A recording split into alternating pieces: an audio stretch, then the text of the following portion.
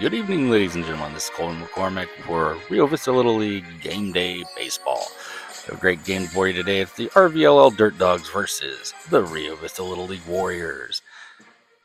Coming to you from Pioneer Park. It's March 26, 2026. This is the 50-70 division. Ironically, this is the Warriors' fourth game, the DirtDogs' first game.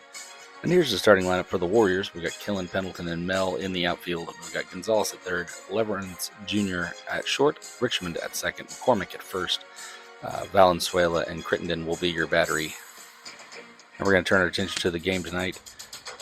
I'm on the field, so try not to harass me too much. We'll have a good time. I'm umpiring this game with two of our junior umpires. Just a reminder, umpires are volunteers. We're doing the best we can. So enjoy the game. Let's have a good one. It should be one of the more competitive games you'll see this season, and they've got three of them against each other. So this will be game one of a three-game series where a lot of really good competitive baseball should take place. All right, here we go. Good luck to both teams.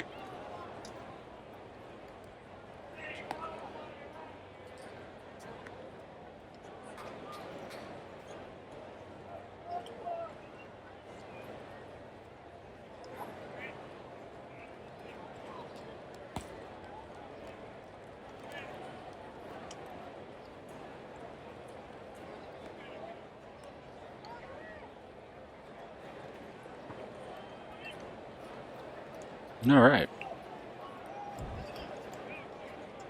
Ball's in. Was called. Catcher throw down. It was a good throw from Mr. Crittenden.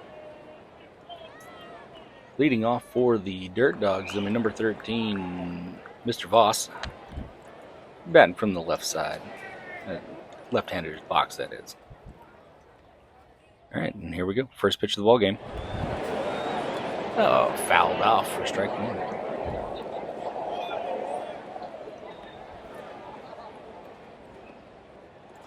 Mason Voss got a little bit of a taste of the 50-70 division in the fall. He seemed to really enjoy it. Here comes the second pitch. Swung on and fouled back for strike two. Always have a special place in my heart for catchers, and Mason is a solid catcher. Seems like you have to pry the gear off of him if you want him to play somewhere else. He's very dedicated to the position. Ooh, ball one into the dirt. It'll roll to the backstop.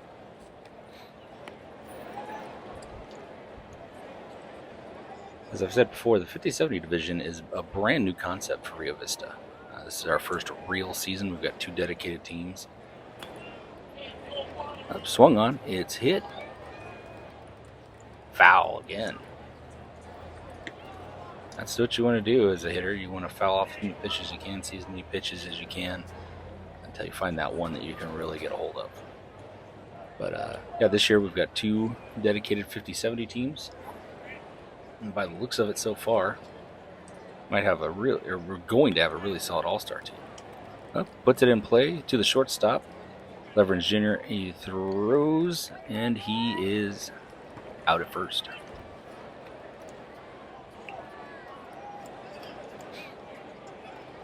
Stepping up to number 12, Mr. Mayer. His first pitch is going to be outside for ball one.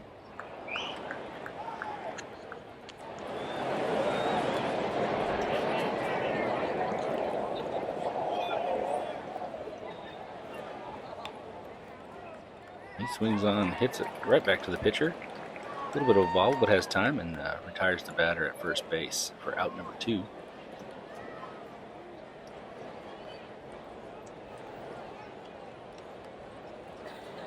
Jonah Valencia is on the mound for the Warriors, and has been a solid player at that position for them.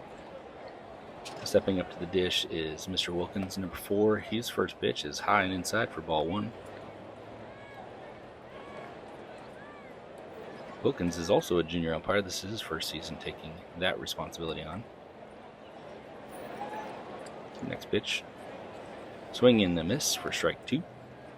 I'm sorry, it's 1-1. So 1 ball, 1 strike.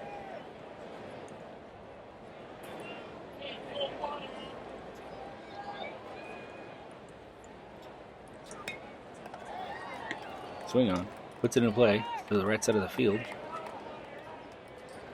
That's going to be the Dirt Dogs' first hit of the season.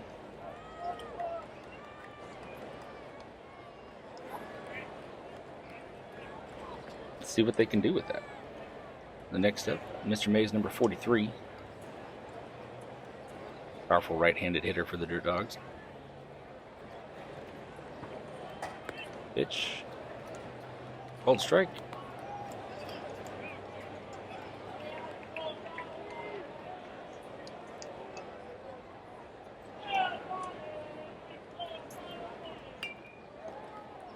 Swings, puts it in play to the second base, and he's thrown out at first to retire the side. That was a good, clean inning by the Warriors. That's really going to be their key for the game here, is to see as few batters as they possibly can. The Dirt Dogs are very dangerous at the plate, so they don't want to give them a whole lot of anything to work with. Try to minimize how many runners they have on base. And honestly, the Dirt Dogs, that's going to be a plan of action for them as well. Try to keep as many Warrior runners off of base paths as they possibly can. Going to be pretty difficult, though, for both teams, as we have two lineups chock full of solid contact hitters. And thrown into those contact hitters is quite a few power hitters to move those runners even further.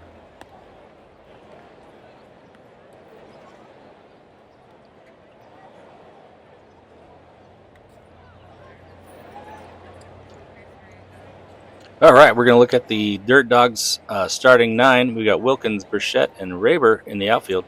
Campbell at third, Norris at short, Bias at second, and Mays at first. Mayer and Vos will be your battery. Mayer will be the pitcher, and Vos will be your starting catcher. That's the Dirt Dogs starting nine.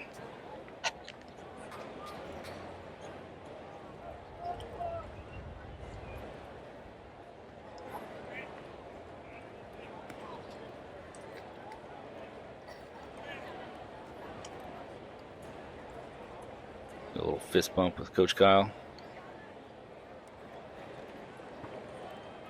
And shortly we're going to call for balls in, get the bottom half of the first inning going.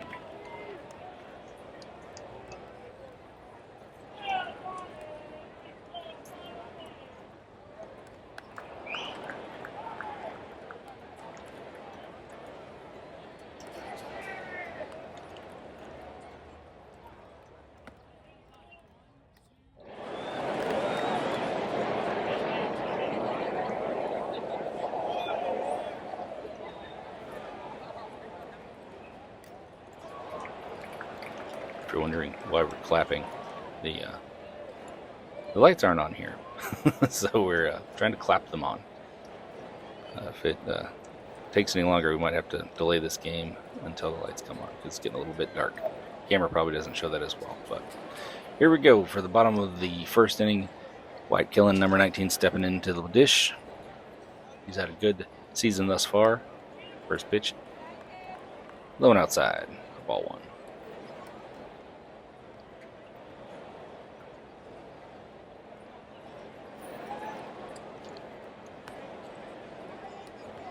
Same pitch, ball two.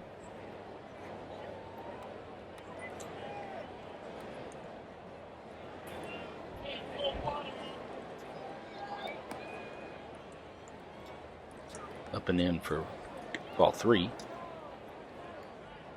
Killen looking for a pitch he can put into play somewhere.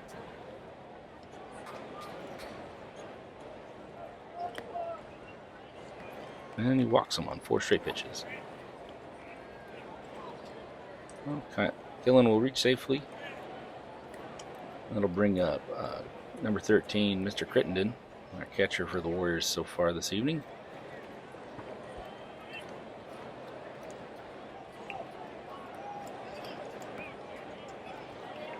Swung on and missed as Mayer's starting to settle in.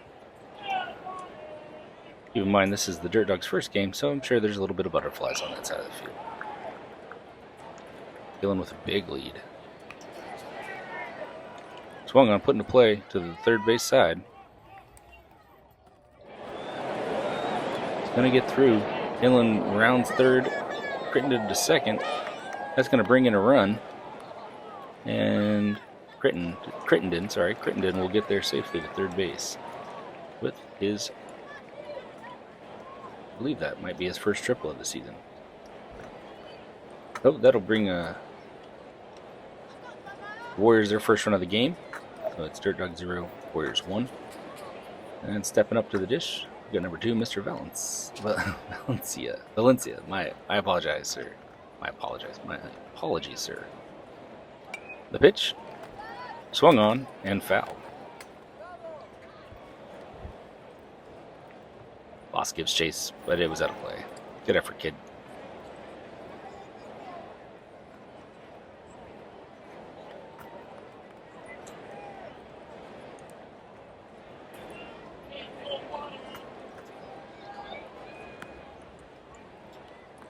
Outside for ball one.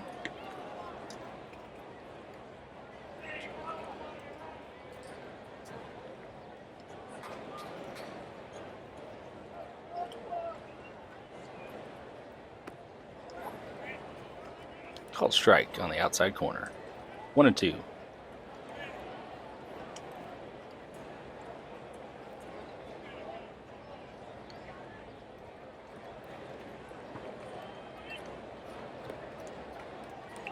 Swung on and missed for strike 3. Mayer collects his first strikeout of the season.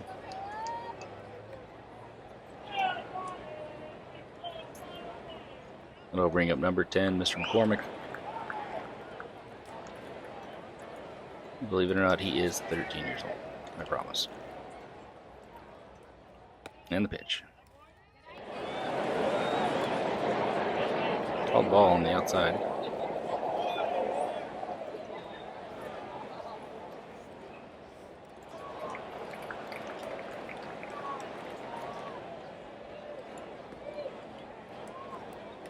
Swing on and miss for strike one.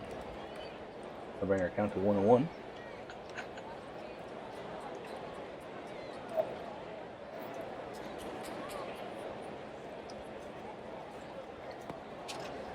And a pitch. Thrown outside for ball.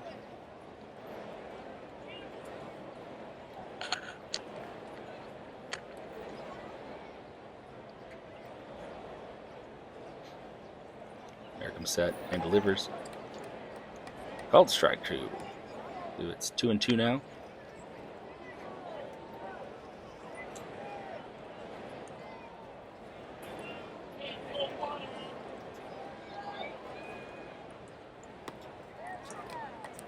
And swung on for strike three.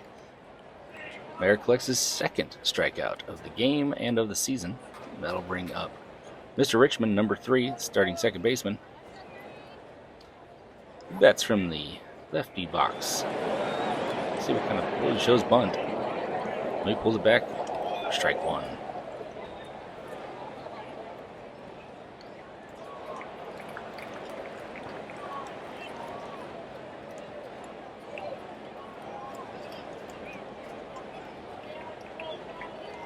Ooh. Hit by pitch. Gonna have to send the runner back to third. Come on back. I'm gonna reel him in from third base. That'll send Wyatt off to first. For a lefty that faces mostly right-handed pitchers, he seems to get hit a lot. Poor kid.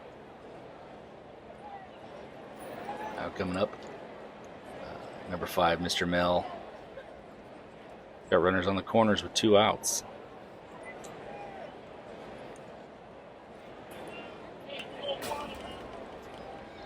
Foul ball with the runner in motion from first.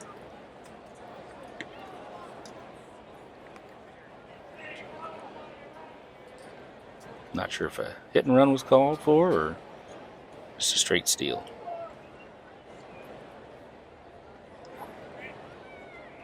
Richmond with a huge lead. He goes. Called strike 2. The runner will reach safely.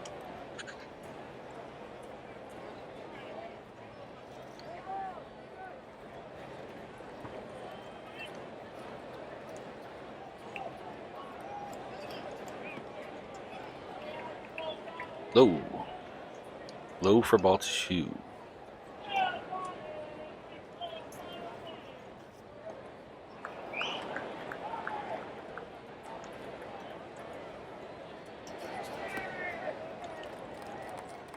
Called strike 3. That'll retire the side. They do collect 1 run off of 1 hit. That'll bring us to the top of the second, and I'll take this opportunity now to tell you the Warriors are managed by Coach Joe Crittenden, and the DirtDogs are managed by Coach James Norris. Tonight's umpires for the game, Reese McHugh at the dish, Everett Koss at first base, and Colby McCormick at third base. And again, as I said in the last game, there's plenty of room for additional volunteers. You can coach, you can manage, be on the board, you can umpire, help with field maintenance. There's unlimited opportunities for our volunteers. And we'd like to thank each and every volunteer that comes out here day after day to make sure we have the best looking fields, the best managed teams, and as many quality umpires as we possibly can have. You might not agree with the calls, but we do our best. So thank you again. Without all of these umpires, Rio Vista Little League could not happen. Nobody's making any money. This is just, it's basically a second job for a lot of us. So again, thank you from the bottom of our hearts. I can speak for everybody on the board when we can say thank you to everybody who comes out here to help us out. So as we get it to the top of 2, number 2, Mr. Valencia, I don't know why I'm struggling with Jonah's name tonight, is still on the mound, pitching really well. He's going to continue to throw to Mr. Crittenden. And we're going to call in for balls in.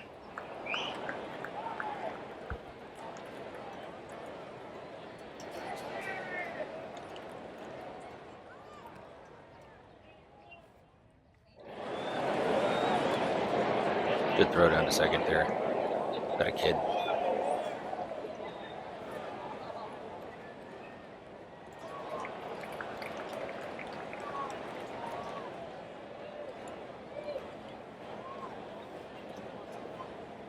And from the lefty box, we got number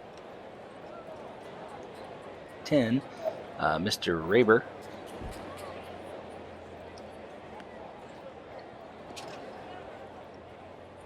First pitch, he fouls off.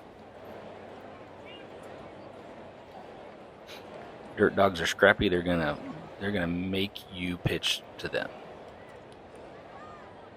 Ball put in play, right back to the pitcher, over to first for out number 1.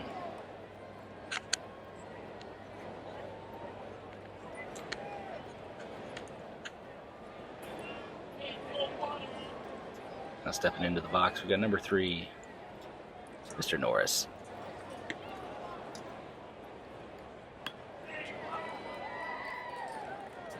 Puts it in play. Foul. Sorry. Looked like it was in play.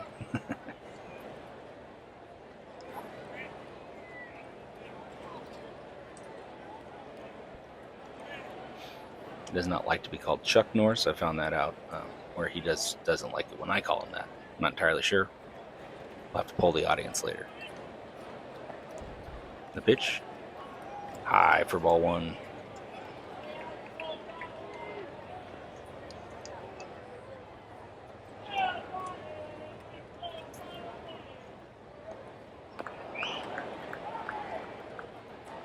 Popped up. And that'll go out of play. 1-2 count.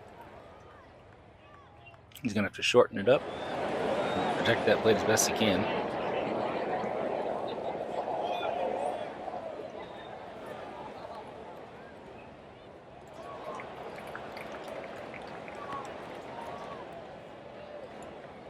Ball outside. 2-2.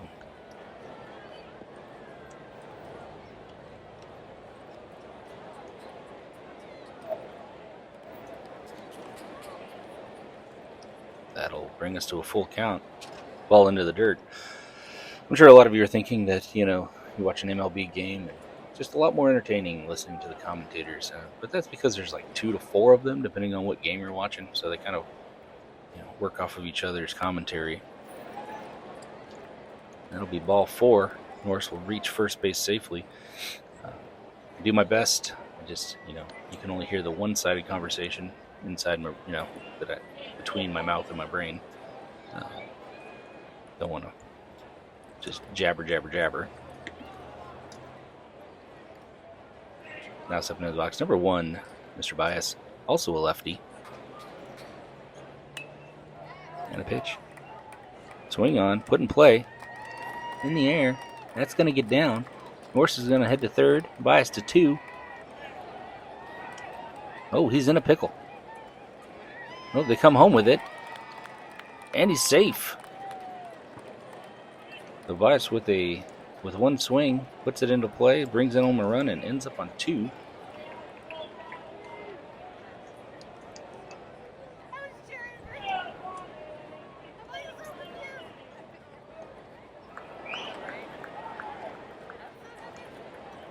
It was a very close play at home. Unfortunately, just wasn't able to get the glove on the runner. Now stepping into the dish, number 99, Mr. Campbell.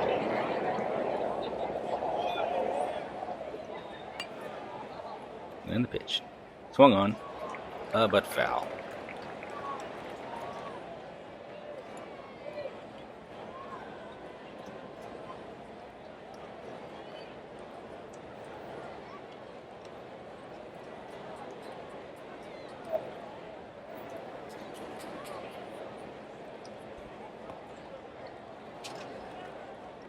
Swung on a miss for strike 2. Scrambled quickly in the hole 0-2. He's going to have to protect the plate.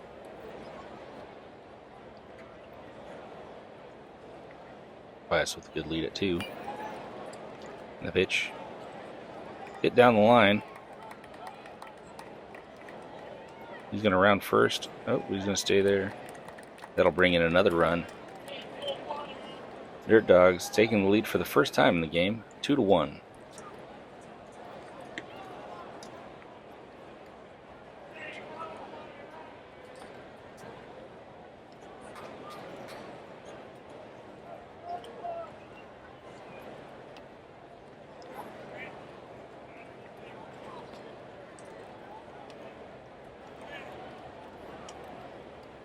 I do apologize.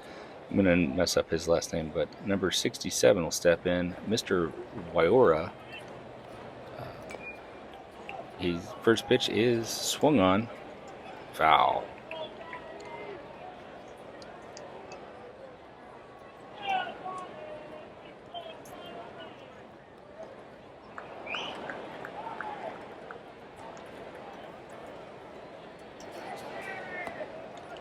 And the pitch. Called strike 2.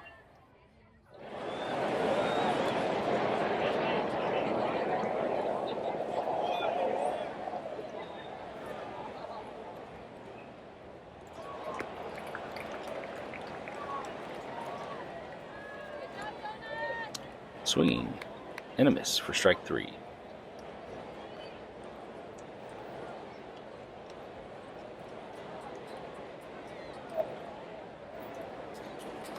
We'll bring up number 11, Mr. Olivas.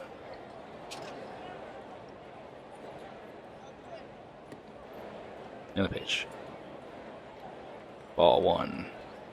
The pick off to first. Ooh, he's able to corral that.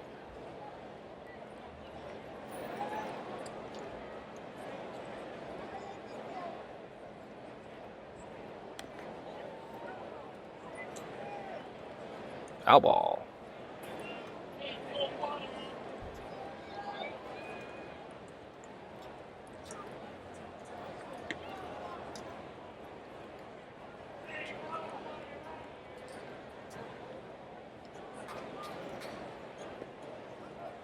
And the pitch. Swung on a miss, but the ball gets past him. Campbell reached second safely. No throw from the catcher. There's only 2 strikes, gents. 2 strikes.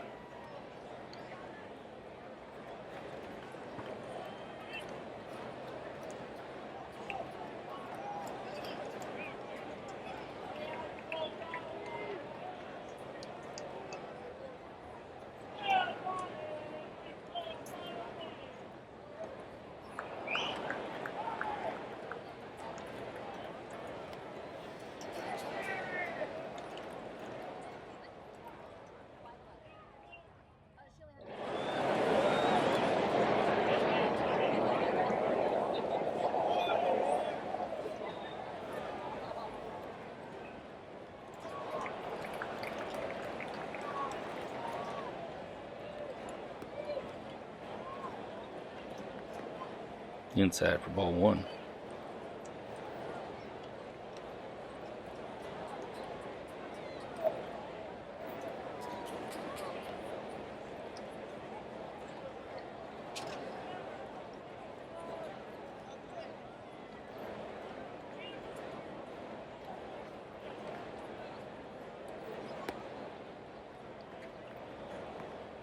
Outside for ball 2.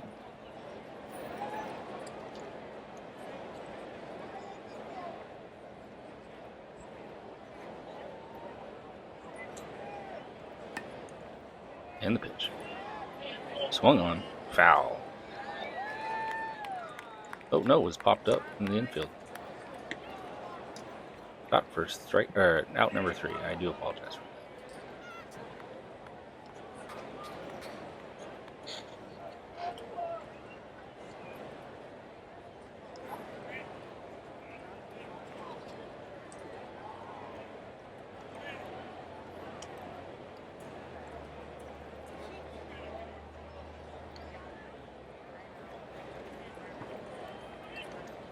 And with that out, we'll head to the bottom of the second inning.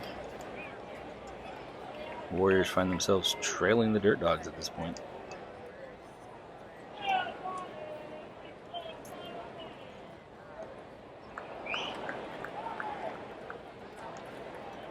Little Leagues don't run on good wishes and intentions. We need fundraisers, sponsors, donations, you name it, to keep this organization running strong. Some of our sponsors in the past have been D-Bats, the Diamondbacks, various other people, individuals who've donated money. We really like to see companies in the community, especially in our boundaries, mom and pop shops that want to stay active in Little League and help us keep running. We have about 235 players in our organization. We only have the one field at church. The other fields, this field, Pioneer and Barney Park, we have to rent from the city, and it's very expensive. It used to be about $2,200 a season.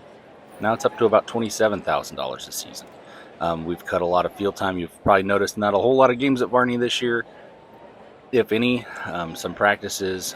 Unfortunately, we do need to use Pioneer Park for 50, 70, and juniors, so it's incredibly expensive. So if you own a company or know somebody that does, have them reach out to our fundraiser. I'll put the email on the screen so that you can see it.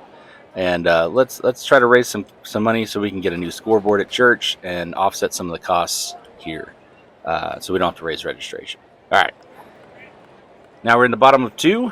DirtDogs lead it 2-1.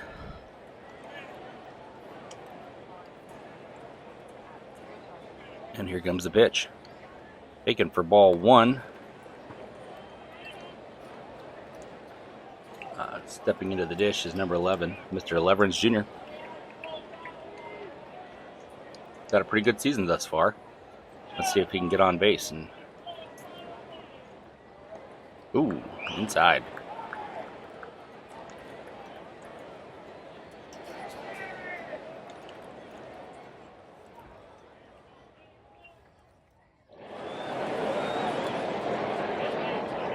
Three balls.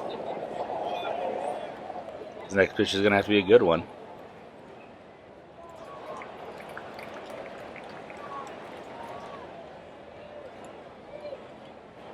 There's strike 1. 3 balls, 1 strike to the batter.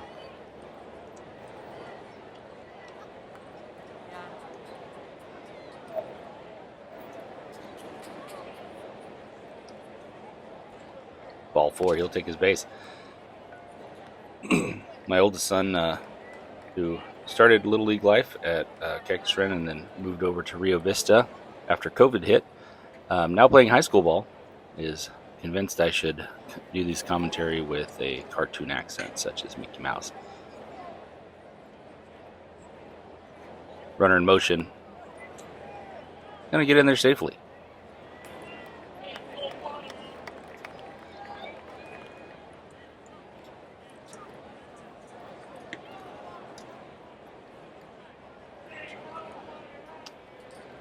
Oh, Pendleton up to bat, number 1. Swing and miss for a strike. When he's not playing baseball, Mr. Pendleton is an avid football player. If you see his hair, he's trying to replace Troy Polamalu as a shampoo spokesperson. Fake slow for ball.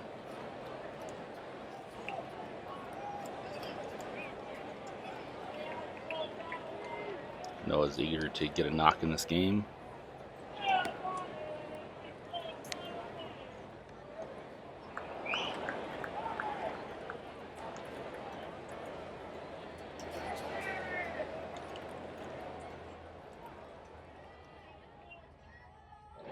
Puts it in play to second base. He's going to be thrown out at first, but he will move the runner over successfully to third. Warriors have a runner at third, and he's only 70 feet away from tying this ball game up. A lot of kids they struggle to see the value of what Noah just did.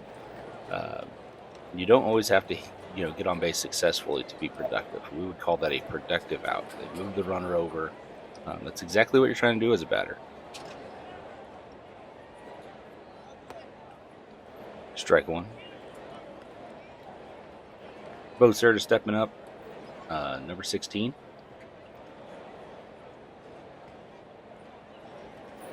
Pick off the third. He's going to be back safely.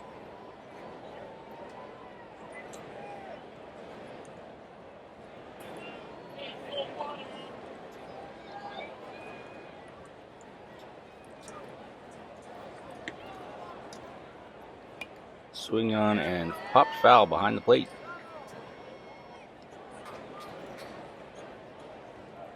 I mean, I don't even know what cartoon characters you could do. I mean, I guess you could go, that was a good foul ball there, Goofy.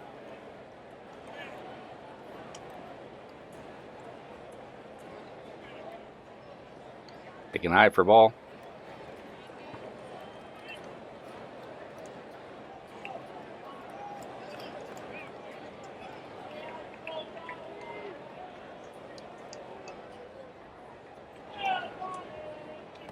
Another ball inside.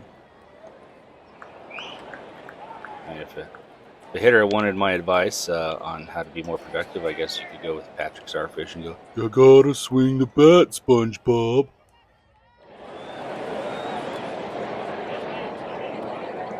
Called strike three on the outside.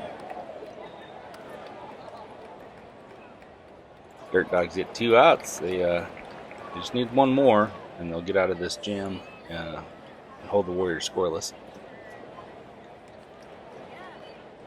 Hernandez Jr., number 17, stepping in. He's looking to put a ball in play and bring that runner home. Swing on and a miss for strike one.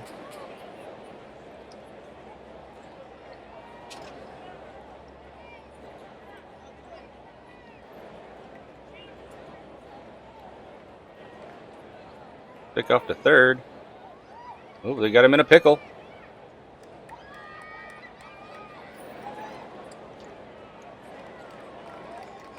A short-lived pickle, but the runner's Leverins Jr. He was able to get back safely.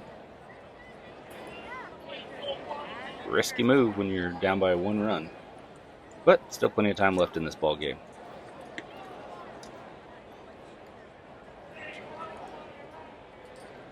Ball low.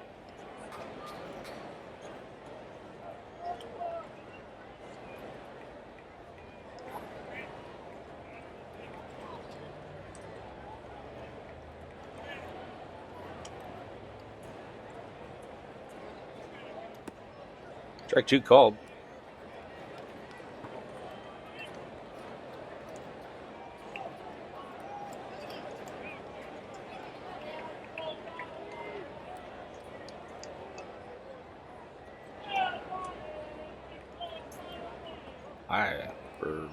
For a ball. Sure, on that pickle, Coach Joe is in the dugout, wrestling with his inner Arnold Schwarzenegger monologue. He's just going, get to the home! Get the home!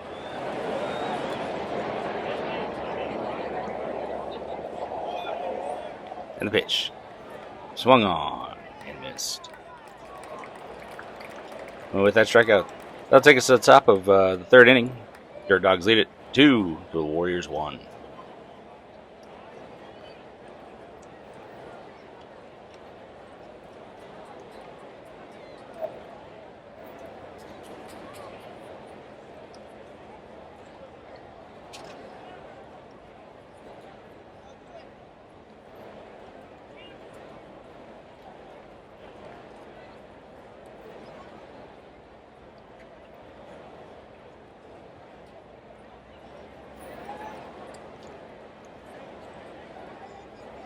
As we watch the Warriors take the field to warm up for the top of the third inning. Just a quick reminder that all Little League facilities are no animal zones. You can only have service animals at Little League games. I know we all like to bring our pets to the park on a lovely evening as this, but it's probably best if they stay home. It's also Little League facilities are no alcohol, tobacco, drug zones. If you participate in those activities, please do it away from the Little League facility.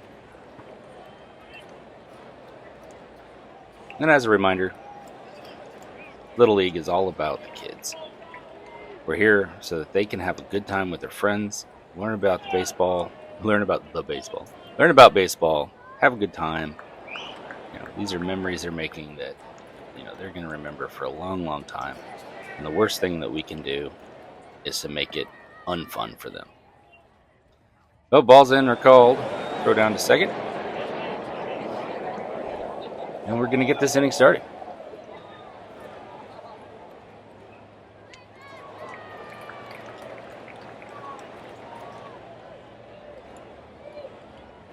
Leading off for the DirtDogs is going to be number 23, Mr. Burchett. Called strike.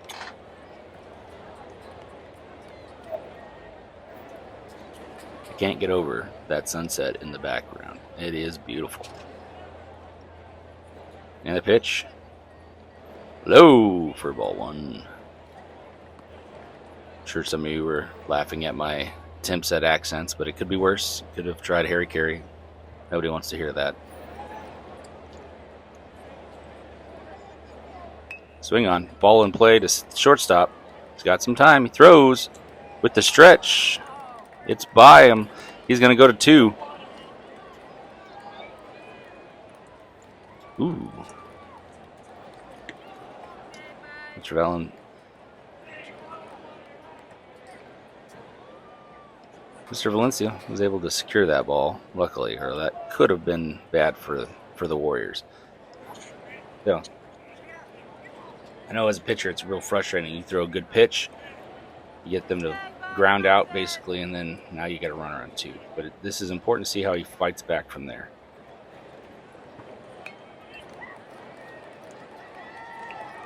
Mason Voss puts the ball into play. The runner will advance to third, and no throw is made. Probably a good idea there after the last play. You just want to calm down, maybe induce a double play here. Got runners on the corner, no outs, and Mr. Mayer, number 12, steps in. Runner in motion, ball in the air. It's going to get down. That'll score a run. Runner to third, and the throw comes in. DirtDogs extend their lead 3-1.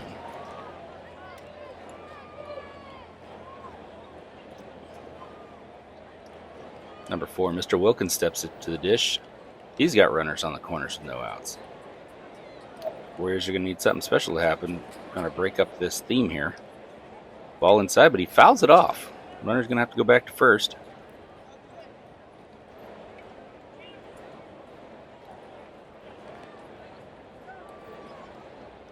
And we're going to have our it's like a mound visit. Coach K probably going to go up there and tell his pitcher, hey, man, you got this. Just relax a little bit. Or he's talking about Fortnite. I don't know. You never really know with these coaches. They could be talking about anything. Maybe we should mic up a coach and see what happens. Give him a few seconds. Now we're going to go. They can go back to the dugout, get the game going.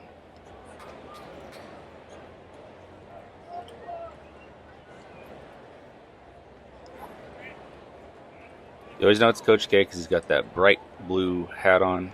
Easy to spot in a crowd.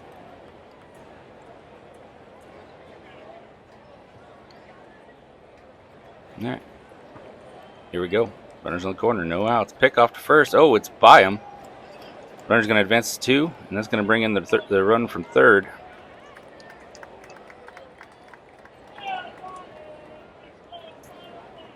Not entirely sure if that's exactly what that mound visit was about. I don't think Coach K said, hey, let's throw it over the first baseman's head. Give him a false sense of security by letting him score another run. I don't think that's what was discussed. Runner on 2's got a healthy lead. And the pitch. In the dirt. But he traps it. He's going to make the throw to 3. Unable to get the out.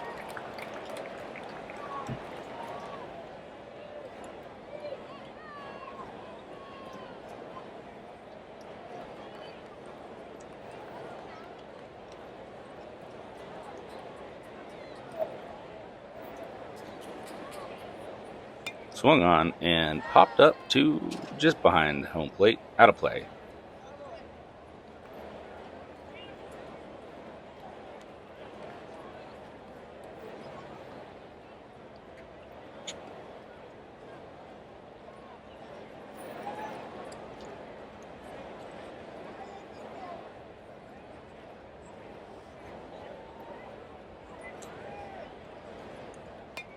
Another foul ball. Wilkins getting his money's worth out of this at bat for sure.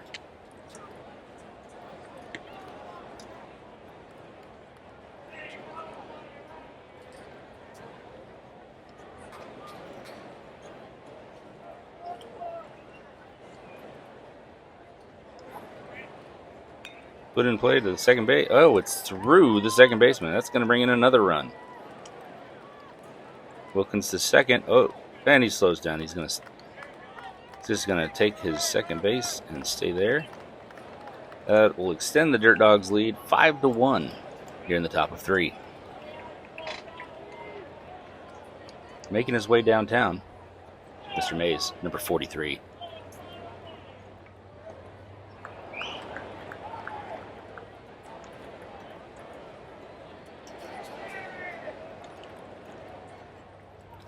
Number 43 is always a dangerous hitter. You got to be careful pitching to him. And the runner's in motion. Spiked it into the ground. He's going to get there safely.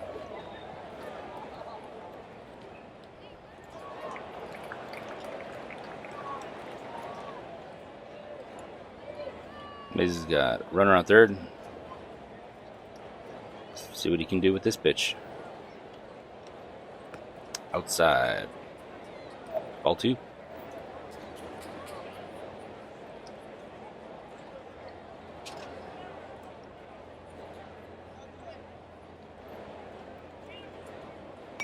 Swung on just a little behind that one. He's going to send that one foul.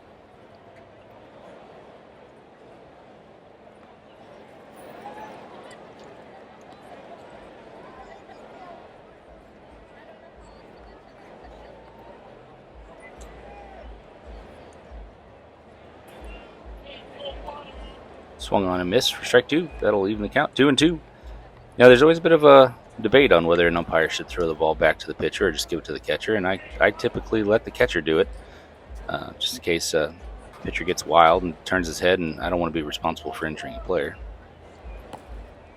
A high pitch, that's going to... Oh, he's out at the plate.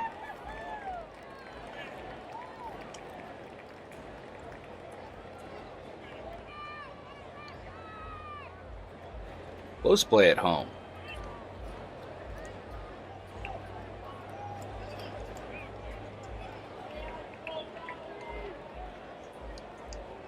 So nobody on now. But one out with a full count. Could be the momentum the Warriors need to get out of this inning. Swung on and a miss for strike 3. That'll be 2 outs now. It looked like this inning might be a struggle for the Warriors, but they've come back strong with 2 quick outs. Number 10, Mr. Raber, hoping to keep this inning alive for the DirtDogs. Swung on a miss for strike 1.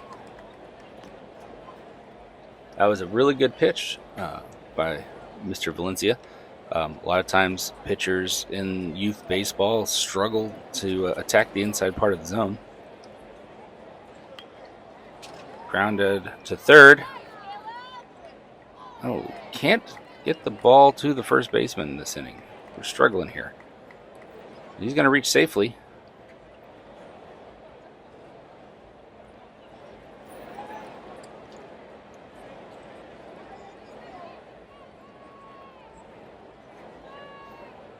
Number 3, Mr. Norris, he's going to step up.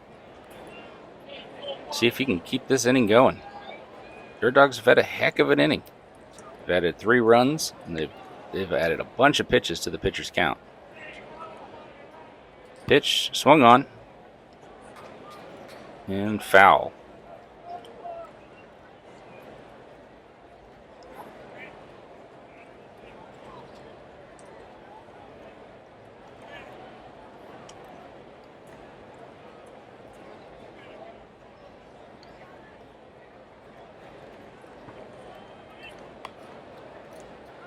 Another foul ball.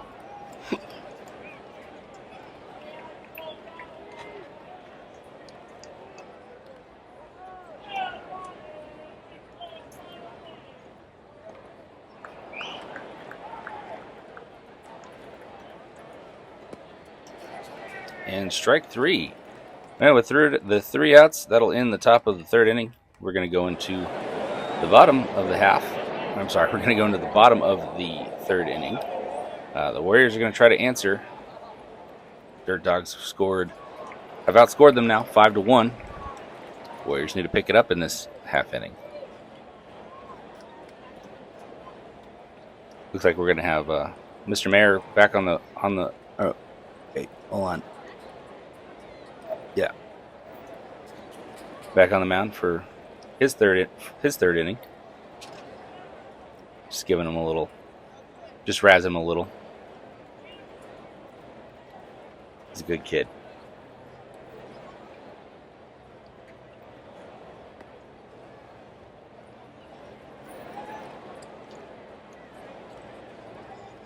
And there's Coach K harassing my umpire. I'm gonna have to throw him out of the game eventually. Just kidding. He's a good dude. Don't tell him I said that.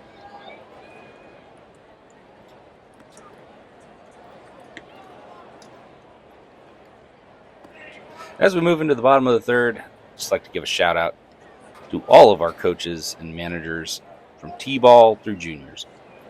Without all of these gentlemen and ladies participating day after day, night after night, we just wouldn't have an organization for these kids to call home. I know as a parent sitting on the sidelines, it's easy to question what they're doing out there, why they do it. Why isn't my kid playing in this position? Why is my kid riding the bench? Blah, blah, blah, blah, blah. And those coaches have to make hard decisions every inning. And as a coach, I can tell you, I spend hours before a game trying to figure out the best way to utilize my players and to ensure everybody gets game time. So thanks, coaches. We appreciate you. Step it up, number 15, Mr. Perone. Going to take ball one outside.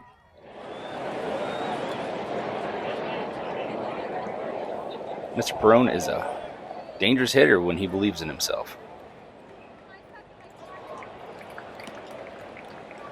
Just off the plate for ball 2.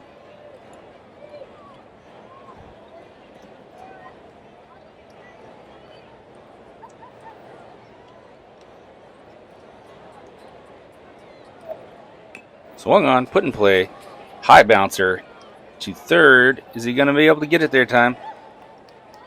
Nope, it's going to get by the first baseman. He's going to advance to second base on the errant throw. That was a tough play. That ball hung up in the air for a long time, so it kind of forced him to rush his throw a little bit. But now the Warriors have got a runner in scoring position. Number 0, Mr. Gonzalez, he steps up plate, hoping to capitalize.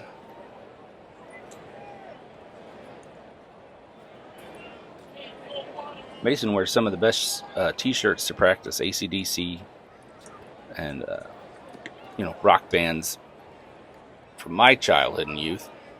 So I really appreciate that. He's going to take strike 1.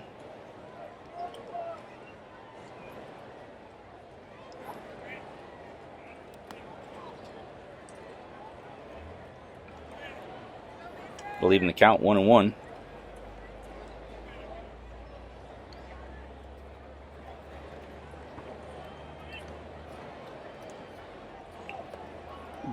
Upstairs for ball 2.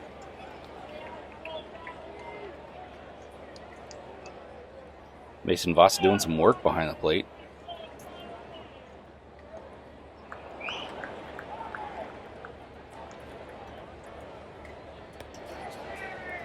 Outside for ball 3. Hitters count 3-1. Grayson's going to have to dig deep here.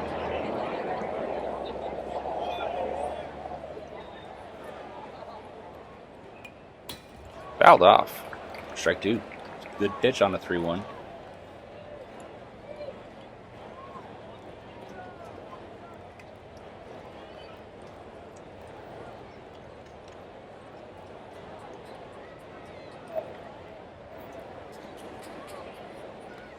Gonna take a look for ball 4.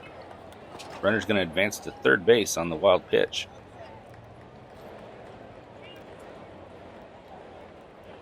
Other than, the huge production crews that MLB and college baseball have, the one thing I'd really like to have, obviously some more cameras, that'd be cool, get some different angles.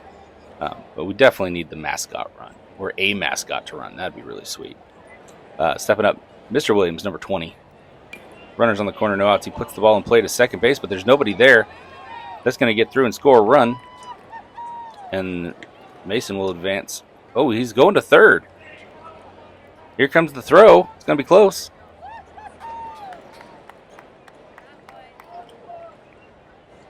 Just not in time.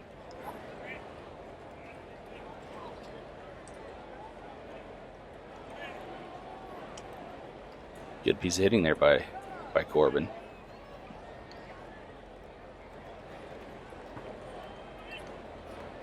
Coach North's going to call for a mound visit.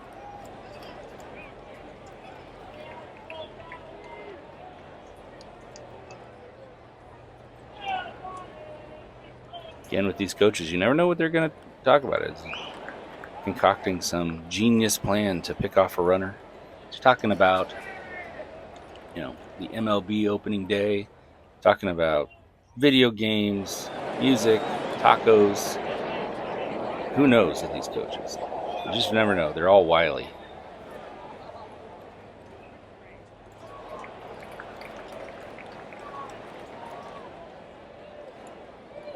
No, that conference is over. And that'll bring us to the top of the lineup. Mr. Killen, number 19. Got runners on the corners.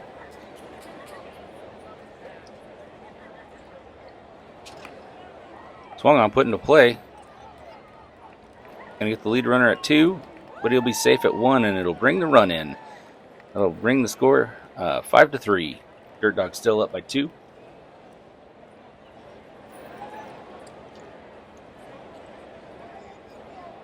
Number 19 didn't give us enough time to say anything nice about him. He just took the first pitch and hit it somewhere.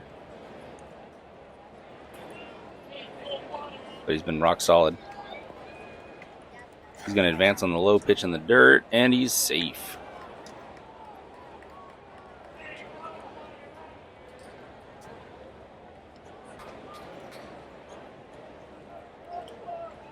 Now up to bat, number 13, Mr. Crittenden.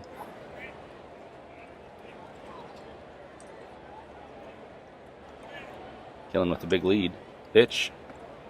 Inside. Ball 2. 13 is an incredibly disciplined hitter.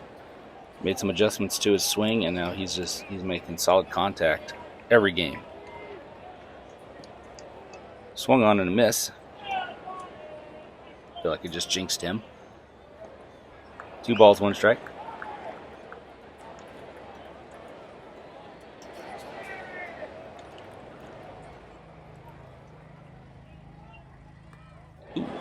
Upstairs for ball 3. Number 19 thought about taking third.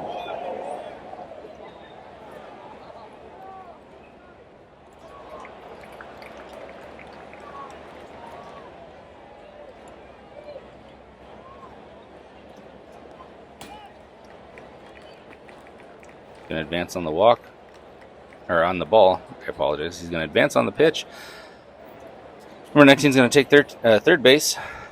We got runners on the corner, no outs from Mr. Valencia, number 2.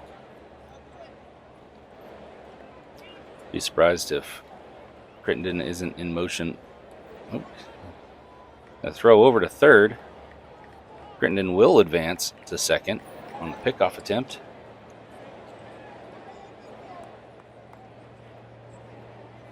I will tell you, it is incredibly difficult to pick off a runner, and these young guys, they're doing such a good job trying it for the first time. And the pitch. Put into play. It's going to be into the right field. That'll bring in a run. It'll advance. Oh, it'll bring in 2 runs, and Valencia will get to second base. Good piece of hitting by number 2. To help himself out. That'll tie the ball game 5-5. Things are getting exciting here in the 3rd inning. A lot of hits, a lot of scoring.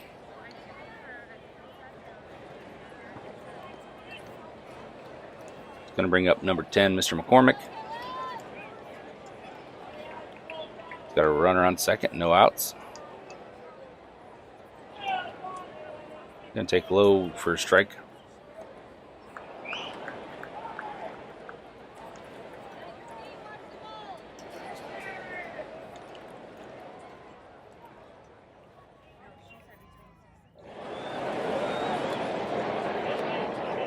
Swung on and a miss.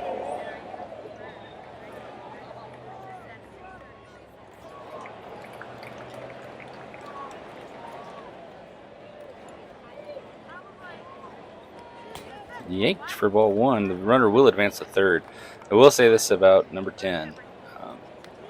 He's grown about 6 inches in the last year. And he's still trying to figure out how to use his body, how to get used to how tall he is. And that's why some of those pitches are a little harder for him to adjust to. Because a year ago, it wasn't a strike on him. Fouled off.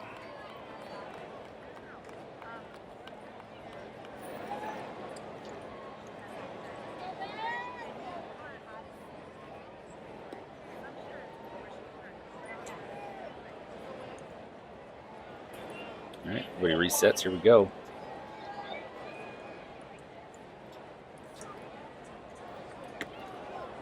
Ooh, outside, but it's called a strike. That'll be the first out of the inning. And that'll bring up Mr. Richmond, number 3, from the right side of the plate. Eyeing that runner at third, hoping to bring him home.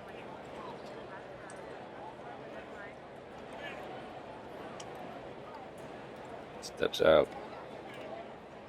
Signs from his coach. Doing a courtesy. No, not a courtesy runner. All right, here we go. Steps back in.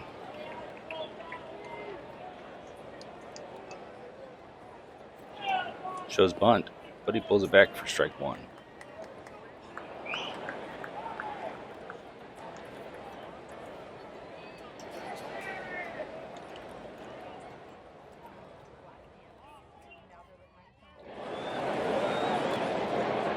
High and outside for ball 1. That'll even the count 1-1.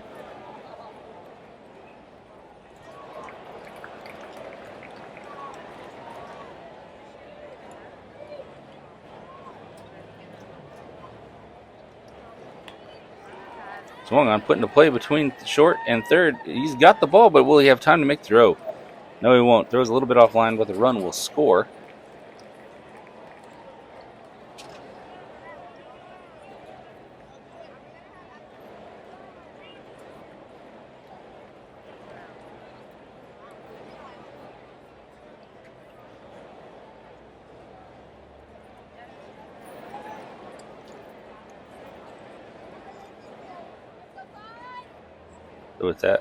With that run, that'll give the Warriors a lead for the first time in a little while. It's the first inning. Runner in motion for ball 1. Not going to throw it. So Mr. Mel, number 5, he's got a runner on second, helping bring that run in.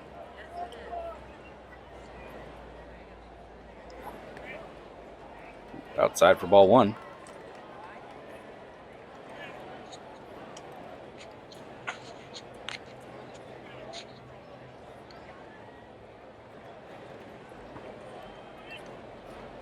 And the pitch. Swung on, put into play. Shortstop.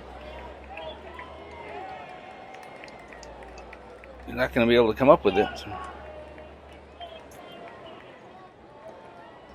The runner on third will hold, but he did advance him. So, again, we got runners on the corners as Mr. Leverins Jr. comes up to the plate.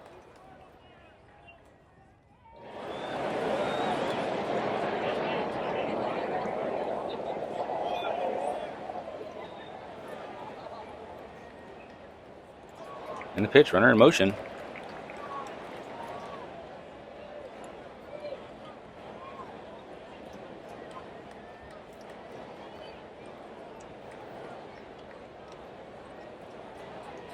Runners at second and third. Ooh, inside.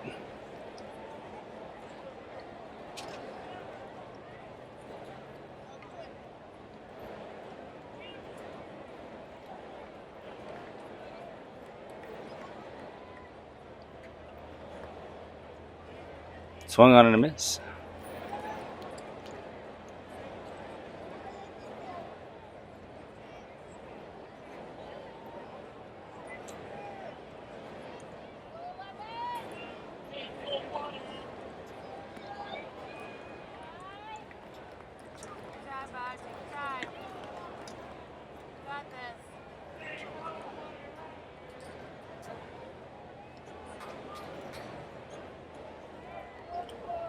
Pickoff attempt at third.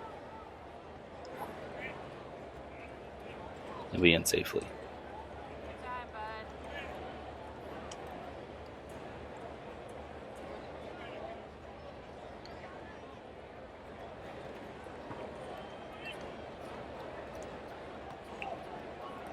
Swung on and a miss.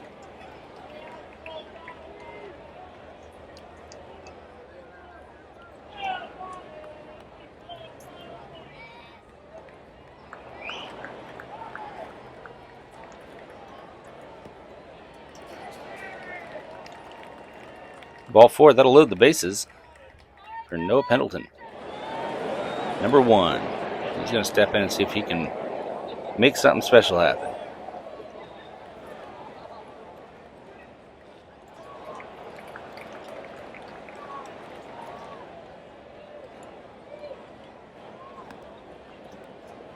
Ball 1.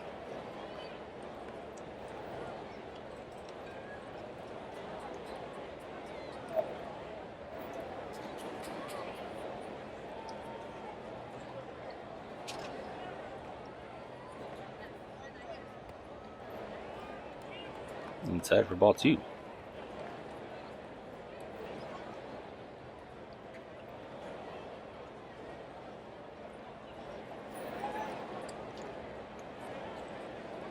Pickoff attempt.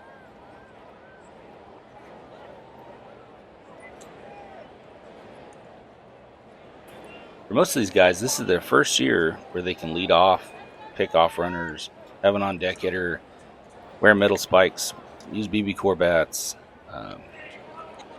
It's a lot of fun for these guys. Ball in dirt is going to bring run home. That'll advance the runners to second and third. Extends the Warriors' lead to 7-5.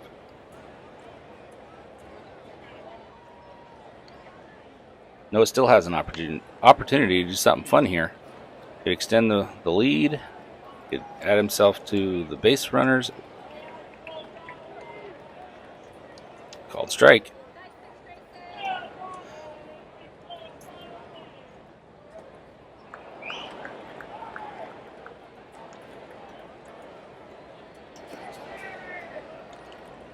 It's going to be low for a ball. He thought that was ball 4, but that's ball 3.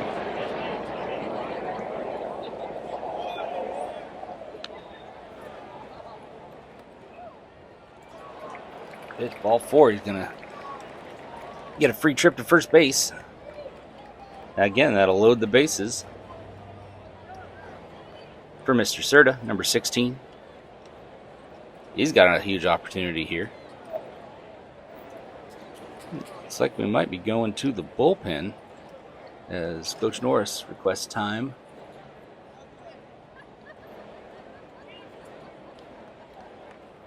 I didn't hear the plate umpire call time, so I was giving Coach Norris grief. That's on me. So I gave the plate umpire grief for not being louder.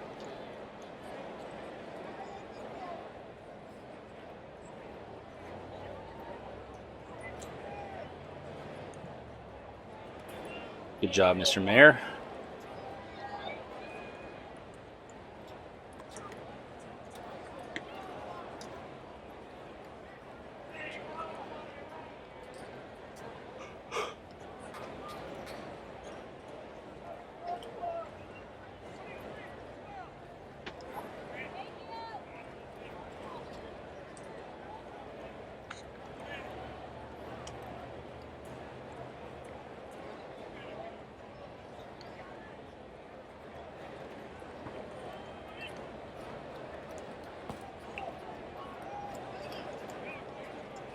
If a telecom company wants to sponsor us, we could certainly do a insert your company name call to the bullpen at this moment.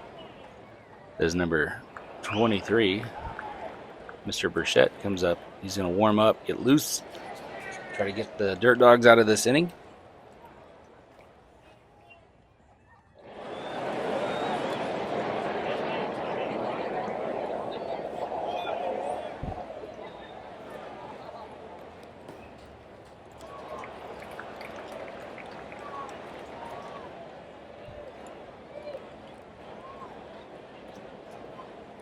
This will be Mr. Burchett's first opportunity in relief this season, as it's the Dirt Dogs' first game, obviously.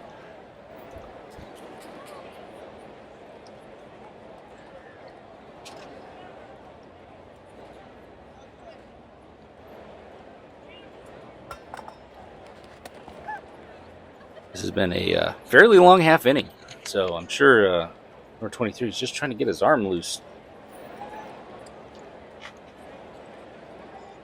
Most Little League teams don't have dedicated bullpens or bullpen staff who can start to loosen up well before they're needed. So, it's always kind of a guess how that first at bat, that first contest with the batter is going to go, because they haven't had an opportunity to get their arm warm and where it needs to be. So Mr. Burchett's going to face off with number 16. Bases loaded. Strike one. I guess that answers that. He doesn't need a 15, 20-minute long warm-up process to deliver a good pitch. Runners are going to take their leads. Swung on and a miss for strike two. Sort of just not looking as comfortable in the boxes as he has in games past. It is tough to be the first batter against a new pitcher, though. And the pitch called strike three. That'll get them out of the inning. They do surrender some runs, though.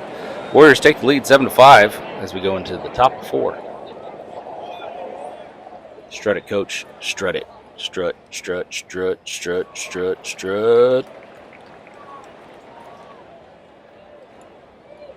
Warriors are going to take the field. Number 2 still on the mound.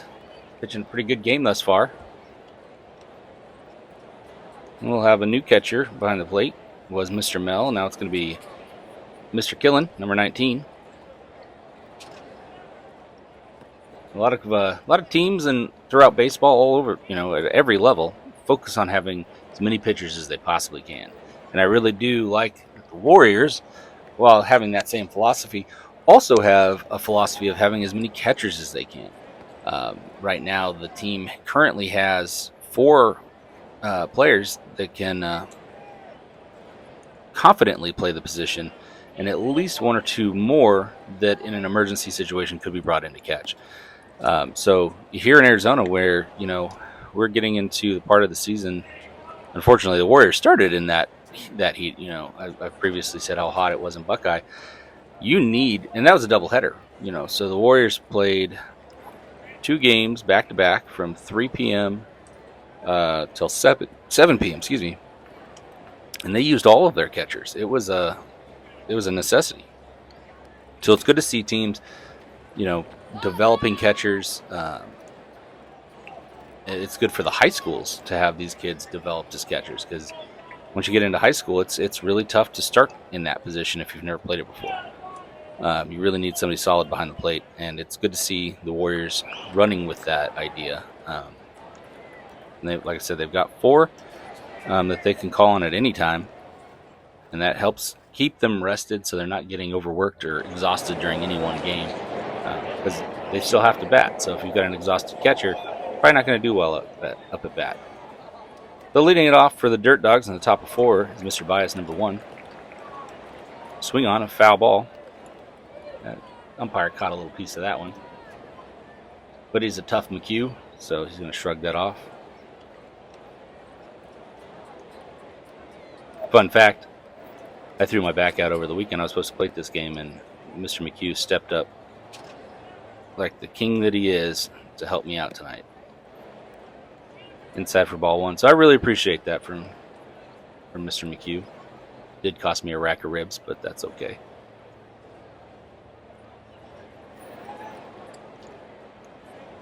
Here's pitch. Low for ball 2.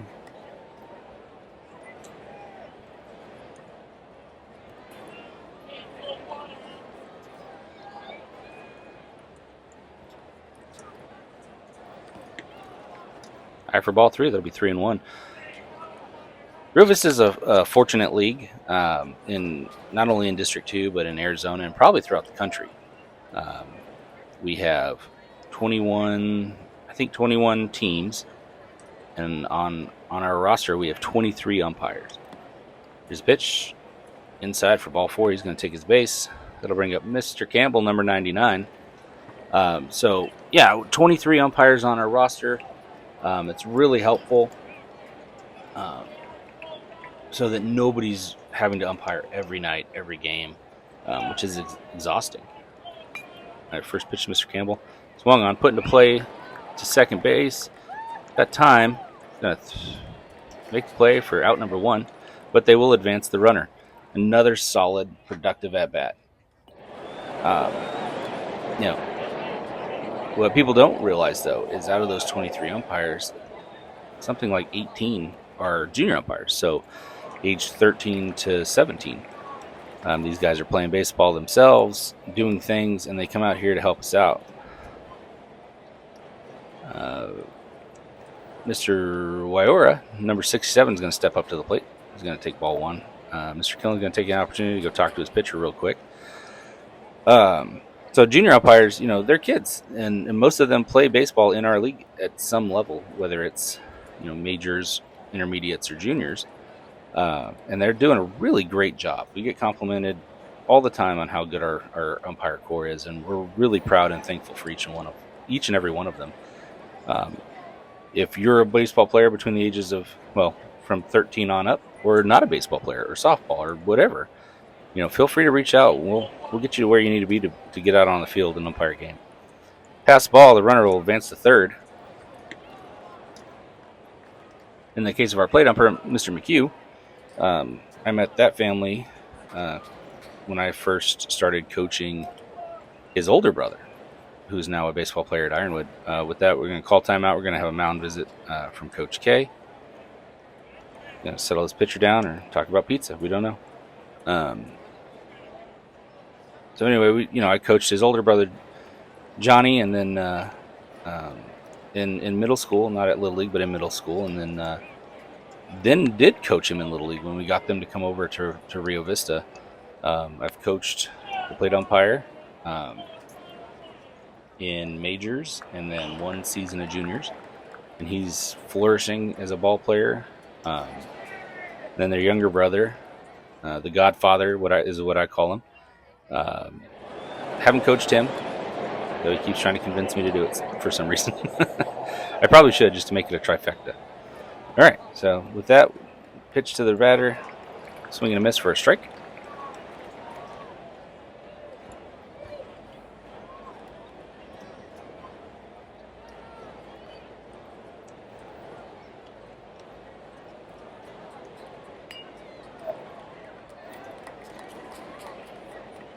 That'll find its way into the right field. It'll score a run. So an RBI single for Mr. Waiora. I really apologize if I know I'm saying that wrong, but I really do apologize. Unlike professional announcers, I don't get a moment to speak to all the players before the game to find out how to pronounce their names. I'll learn it. I will do better. Runner on first. 1 out. Pitch. Oh, but he swings for strike 1. That brings up Mr. Olivas, number 11.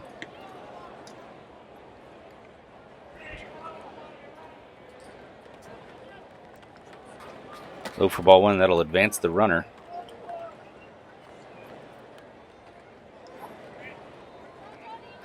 Do apologize. There is you can see the backstop fencing kind of blurred in the corners.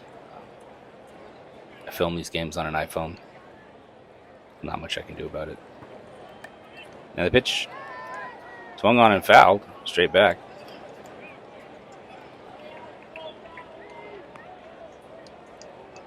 One of the fun things about tonight's game, not a whole lot of called strikes. These boys are swinging the bat. That's what we like to see. Be aggressive.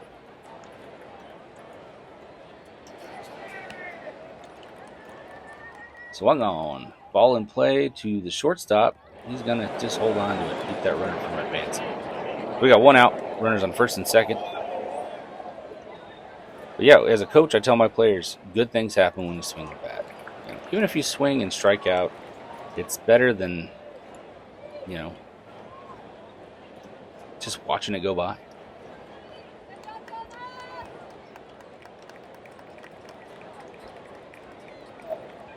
We don't like to see a ton of walks either, but those happen, just like strikeouts happen. But if you swing the bat consistently, you're eventually going to have something good happen. And even if you ground out or fly out, every at bat you can learn something about yourself, about the pitcher. So with that mound visit, we're going to see a call to the bullpen. Oh no, that really shook the phone up. We got number 13, Mr. Crittenden, coming in. He's going to try to get them out of this inning without giving up any more runs. And again, he really hasn't thrown the ball a whole lot in the last 30 minutes or so. So he's going to have to take these 6 or so pitches and really try to get that arm loosened up. Coach Norris just coming over here to see how I'm doing. It's okay. You look good. You're moving around good. Didn't think an old guy like you could move around like that. And that's like, hey, thanks, appreciate that, but I think you're older than I am. Just kidding. It doesn't matter. Coach Norris and I are good friends. Just like I'm friends with Coach Joe. We all try to have a good, not just professional relationship out on the field, but personal relationships too. Helps with the communication, keeps everybody, emotionally together, if you know what I mean. So, anyway, with that, we're going to get this going here back in the top of the 4th. Curtis trying to do something special, get him out of this inning. Number 23, Mr. Burchett, he grounds it to second. But he can't make the throw connect. So that'll bring in a run. Mr. McCormick missed the ball, but was able to tag the runner as he thought about advancing. So that'll give us an out. I believe that's 2 outs. But a run will score. So it's now tied up 7-7. Number 13, he's going to step in, Mr. Voss. I don't know why, but his bat always reminds me of one of those bullet popsicles. He's going to chop it one foul. Fun fact, I'm a huge Atlanta Braves fan. And Coach Rich on the Warriors and his kid, Mr. Killen, they're Braves fans. Mr. Voss, Mr. Norris, and Coach Norris are Braves fans. So there's a love of the Braves on this field tonight. He chops one to shortstop. Going to be caught for the 3rd out. It's going to retire the side, but not before the DirtDogs can tie it up 7-7 as we head into the bottom of 4.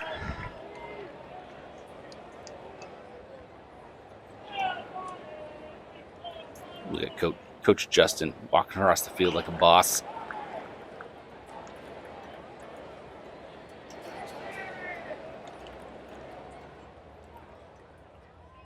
I might have failed to mention it. We had some technical difficulties with this game. I was originally mic'd up in the game as the third base umpire. I was going to provide commentary on the field, which would have been cool. But unfortunately, I don't know if I was just too far from the camera for the mic to connect, or I don't know, there's some other issue.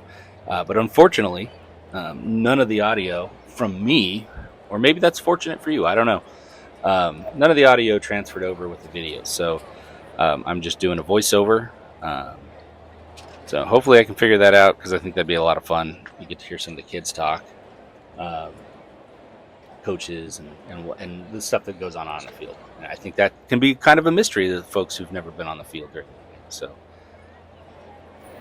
Mr. Burchett's going to retake the mound here in the bottom of 4.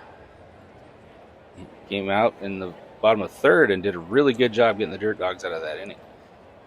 I believe they gave up 6 runs in that inning, and he was able to come in and stop the bleeding. Let's see what he can do here in the bottom of 4. Mr. Voss was the last batter, so that's why it took a little bit more time to get this inning going.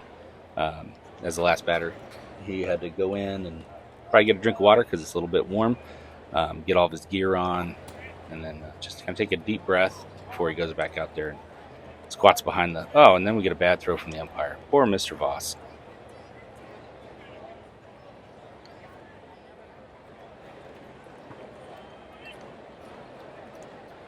A lot of you know that I was a catcher back in the day when I played. I caught from whatever age you are in farm, 5 or 6, all the way through high school. Rarely did I play a game where I wasn't the catcher, and I played in every game. So in the Little League, I think I played a handful of innings at first base. In juniors, I was on a team that didn't have a lot of pitchers, so I had to pitch fairly often in that season. And then in high school, again, a couple innings at first and third, but that was it. And for the most part, I was behind the plate all the time. And that started as a little kid because I quickly realized that if, nobody wanted to catch, and if I caught, then I could play every game, all game, and that's what I wanted to do. So that's why I became a catcher. Plus, you're involved in every pitch, every at bat, every play. It's great. It's a lot of fun. You're kind of the field captain out there, telling people where to go, where to be. The downside is you kind of have to remember what every batter does up, throughout the game. Like, oh, hey, this guy hit it to left side last time. Move over a little bit, So anyway, just to start off the bottom of 4, we've got Mr. Hernandez, number 17. He's going to step in. And the pitch swung on and missed. So I have a special place in my heart for all catchers. I know how hard they have to work. I know how tiring it is and how thankless it can be.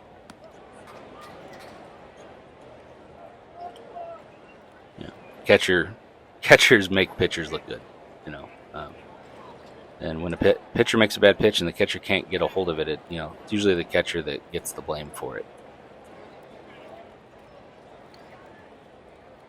Just letting the pitcher know that he's got to have his back foot engaged with the rubber at all times. Trying to give you guys an inside look of, what we're talking about with these pitchers. Sometimes I know there's a lot of confusion because we're not mic'd up into a speaker, so you can't hear what we're saying. So that back foot's got to be in contact with the pitcher's plate or the rubber the entire time until you release the ball. So just making an adjustment.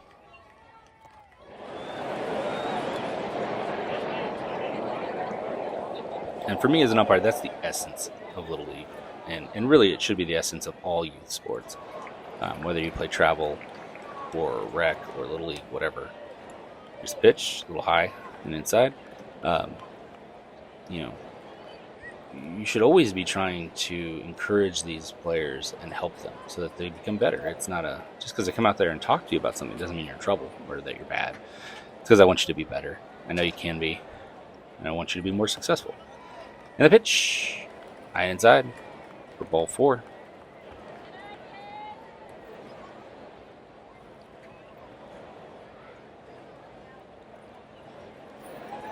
Going to bring up number 15, Mr. Perrone. He's got no outs and a runner on first. His whole goal here is going to be to move on, Mr. Hernandez to second base. And the pitch. That's going to get away from the catcher and advance the runner to 2.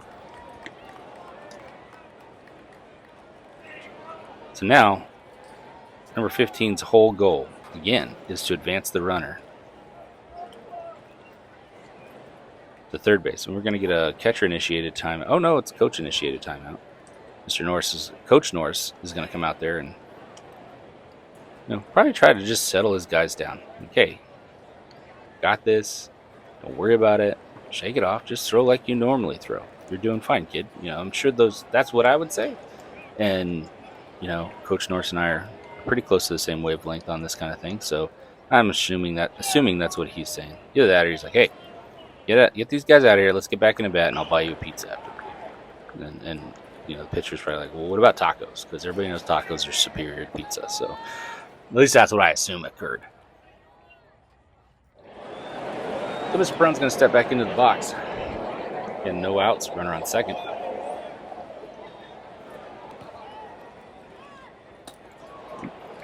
Just takes him out with that. The runner doesn't advance on that one.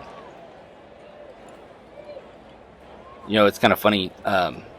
In all levels of baseball, maybe not the MLB or D1 college, but pretty much everywhere else, runners will not hesitate to go to two.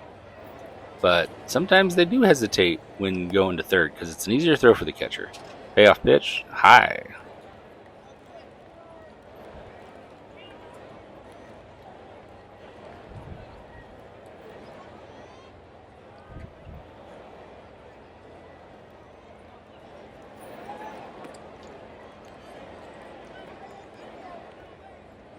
Swing and a miss.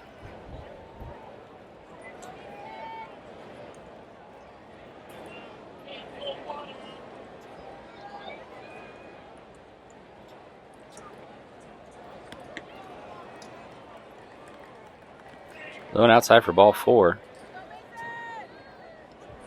It's going to put runners on first and second with no outs. It's going to bring up Mr. Gonzalez, number 0. Going to try to do a job here, do something special, bring some of those runs in, or at least advance them.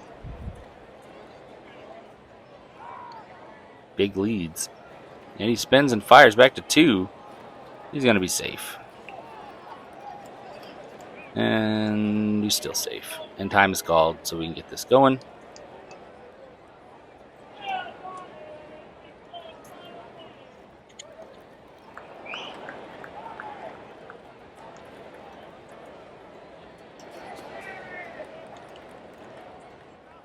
Swing on and a miss.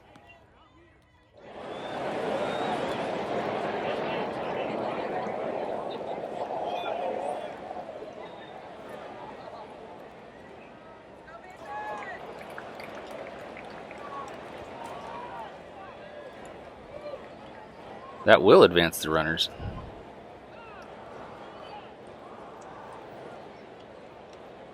Ooh, we got a player hurt. That throw down to third, unfortunately, hit number 17 in the face. It was totally on accident. No intention there. Unfortunately, these things can happen and do happen. So we'll take a knee for a second and let the coaches check on the player. Just a reminder, Little League rules specify who can be on a field at any one time. It's the players, the officials, and the coaches. And any league officials that need to be on the field. So when an injury like this occurs, I know as a parent, our first instinct is to go out there and check on our kid. Unfortunately, Little League prohibits that. It's the coach's responsibility to check on the player, and then if they deem it necessary for the parents to come out there, then they will. But so parents, I know it's hard, and by all means, you can go up to the gate to be ready to go out there, but please stay off the field until you're asked to come on there. Let the coaches make a decision if we need to call for first aid or maybe an ambulance or something like that. And in this case, we're going to make the decision to just give him a courtesy runner, allow him to come off the field, get an ice pack. But he's doing okay. So, again, there was no intention, and that was Coach Justin just came out there to talk to his catcher, like, hey, accidents happen.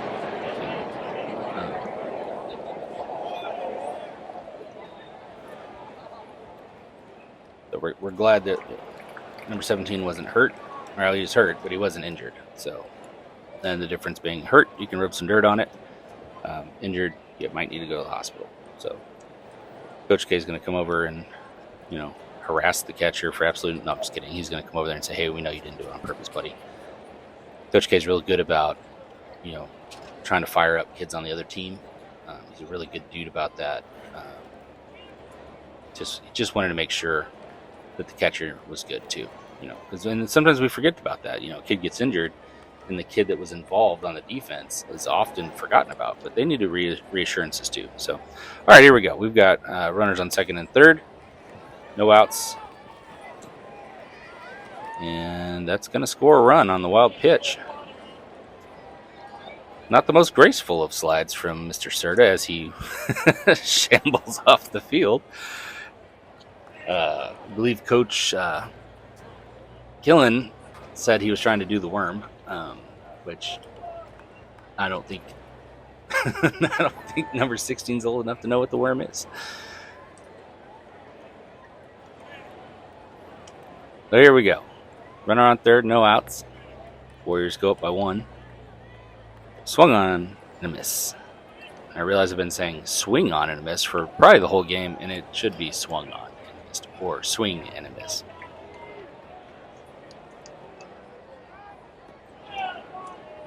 Oh, pick off to third. But he gets back. Just barely. It was a good swim move.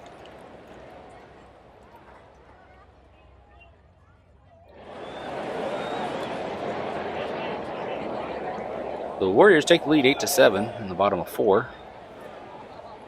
Mr. Gonzalez trying to extend that lead. High pitch for he's going to swing, come up empty, strike out on that one. It's okay. He went down swinging, went down fighting. Now up to bat number 20, Mr. Williams. He had a clutch hit last inning.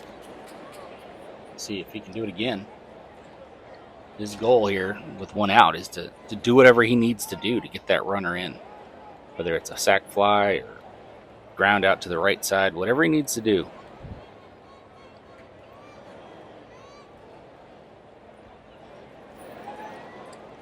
Whereas Mr. Burchett on the mound, his goal here is to strike him out, get 2 outs, then it doesn't matter how they get the 3rd out. As long as that run doesn't come in. That's another wild pitch. Runner comes in, it's going to be close, but he is out on the tag.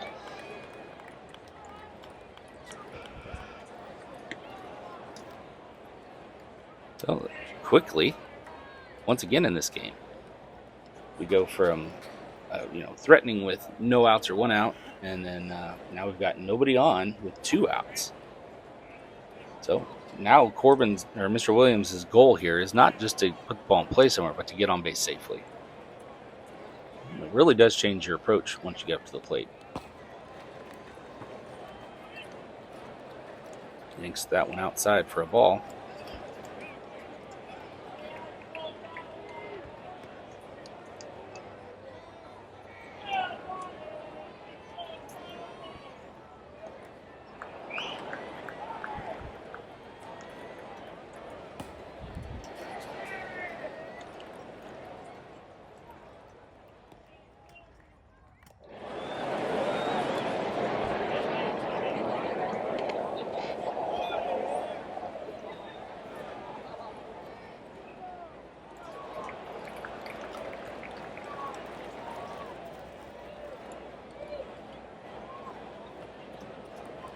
And the pitch.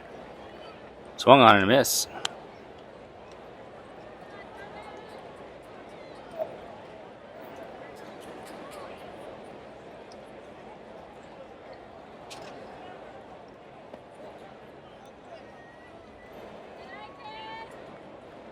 Outside for ball 4. He's going to get his free pass to first.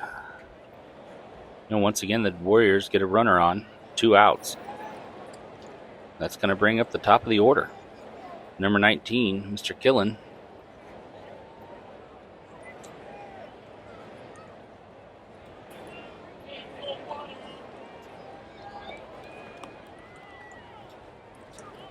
In the dirt, Mr. Williams going to advance to 2 on the pitch.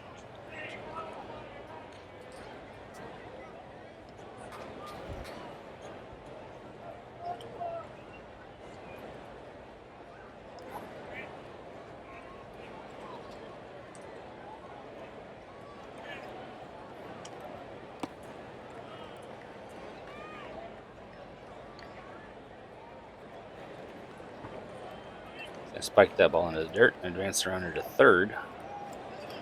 So now we have a runner in score. Well, he's been in scoring position, but now he's 70 feet away. Maybe less than 70 once he takes his lead. Here's the pitch. High. The runner's going to try to score from 3rd, and he is going to be safe. Oh, he takes out the pitcher. Again, not intentional. Everybody looks to be okay.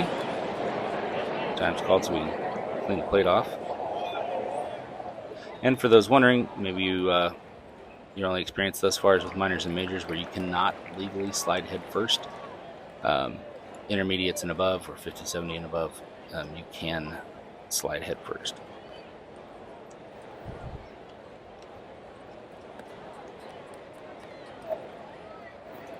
Swung on and miss. A little high. Good pitcher's pitch.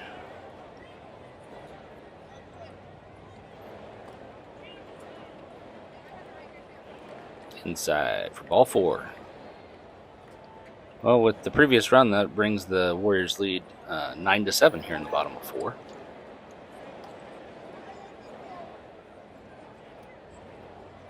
Stepping up, the ever dangerous number 13, Mr. Crittenden.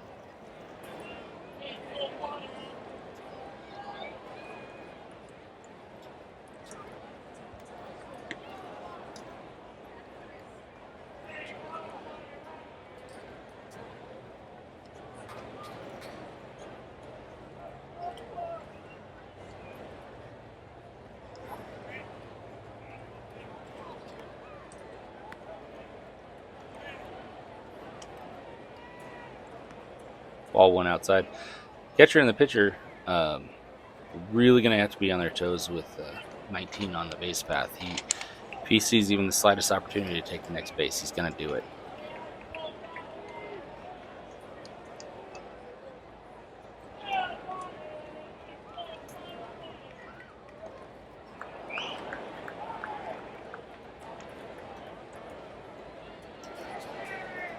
So a balk called on the pitcher, which will give the runner at second free passage to third. He just didn't step off correctly, and from the windup, it's almost impossible to do that. So, for all you young pitchers, once you get to a level where you can pick off, you got runners on.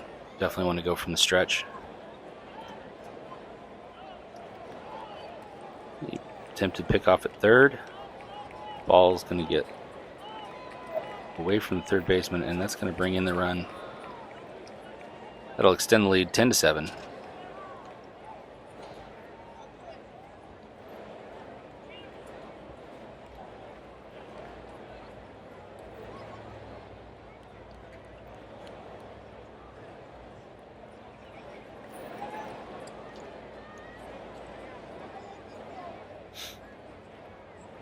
All right, here we go. Everybody's reset now.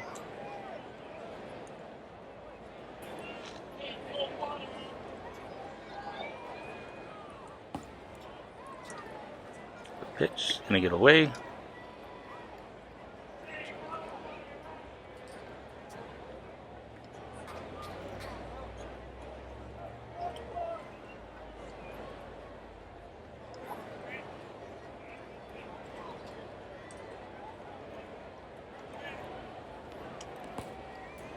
That one also in the dirt.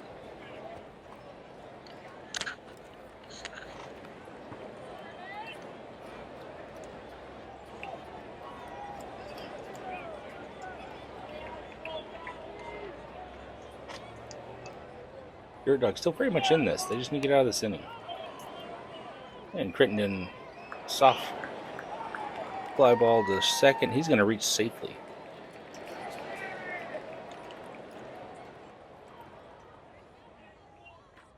Those little gapper fly balls are real tough. Really not anybody in a great position to make a play. I believe that was Norris on second base. He did make a great effort. Number 2, Valencia stepping in. Going to try to keep this inning going. Ball outside. Crittenden going to advance to second base.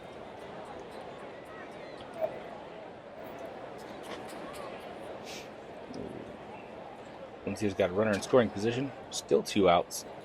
Here in the bottom of 4. Pickoff attempt to second. That's going to squirt by, but he will not advance. The center fielder was right there to back it up.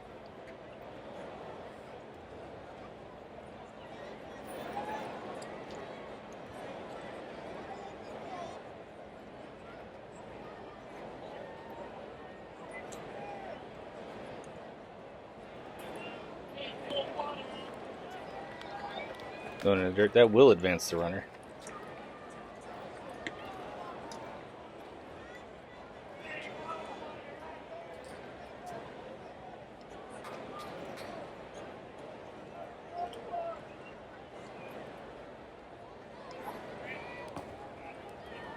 Ooh, at the batter, the runner's going to come home. Ooh. Takes one off the arm, but he's tough. He's going to shrug that off. Run will score. It is now 11-7 Warriors.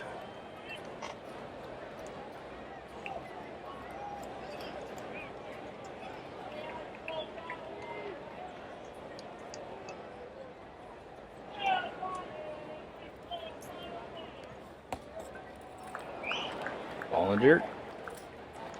Once you're going to get to first base, free ride.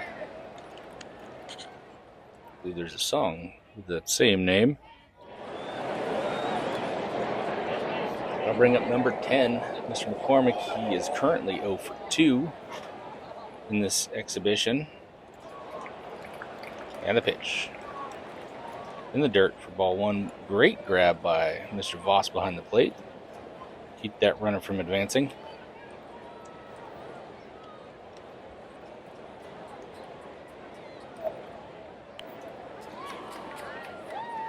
Sharply hit ground ball. That's going to get past the left fielder. Runners are advancing. Valencia around third. He's going to score. McCormick is going to... Oh, he's going to go to third. Nobody's covering. He's going to reach safely. That brings the score 12-7 Warriors with a runner on third, 2 outs. Well, sports fans, I don't know if anybody else has noticed this. Out of 4 games, the Warriors are incredibly dangerous with 2 outs. I'd have to go back and look at the other games, but I'm pretty sure that they do most of their damage with 2 outs. That's going to bring out Coach Norris. He's going to do, I believe, a call to the bullpen. Yeah. It's going to bring in the tall righty, number 4, Mr. Wilkins. And Mr. Burchett is going to go to the outfield.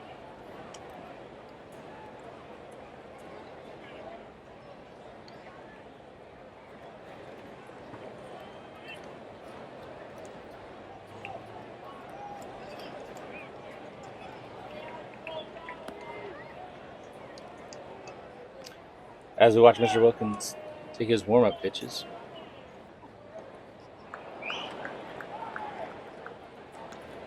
Getting to towards the end of the game here. This was a really fun, exciting game.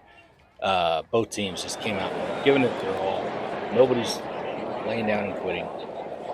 They're playing good baseball. Had some good plays on both sides. Good pitching, good hitting, solid base running. The rest of the division is going to need to look out when they play these 2 teams.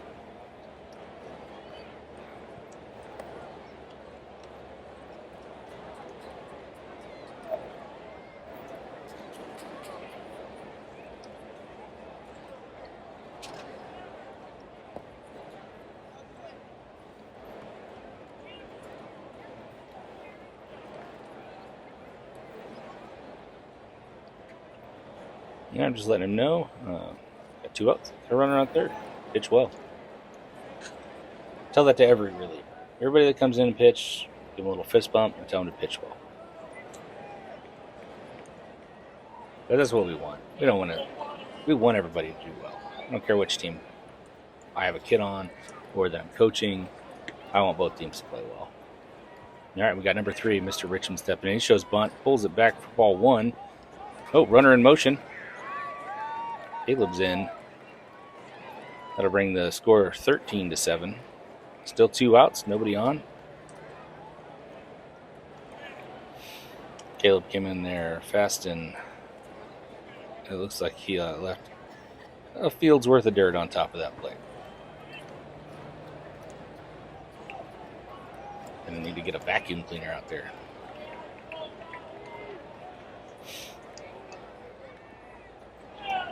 As we close in on the 2-hour mark, I think everybody's starting to show their fatigue a little bit, a little tired.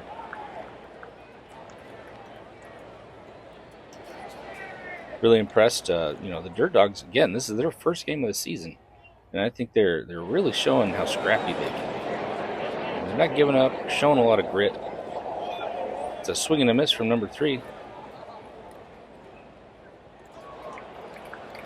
The Warriors coming into this game, this being their 4th game, a little bit on the veteran side, maybe got some of the butterflies out of their stomach.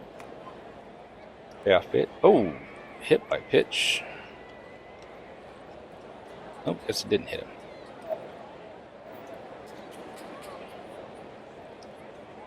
Inside.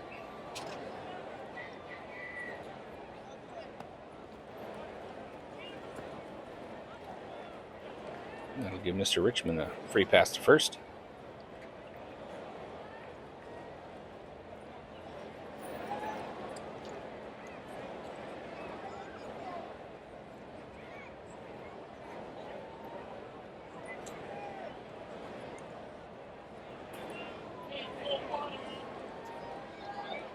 Mr. Mel, number 5, is going to step in. Going to run on first 2 outs. Mr. Richmond will advance to second on the wild pitch.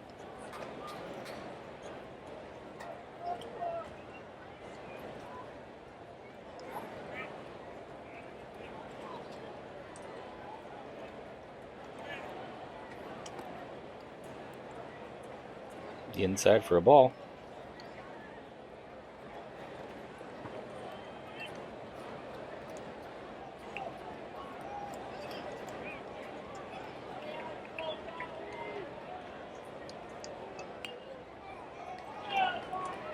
Swung on, put in play.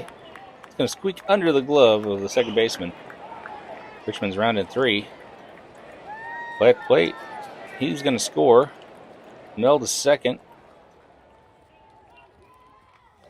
That'll bring the score 14-7.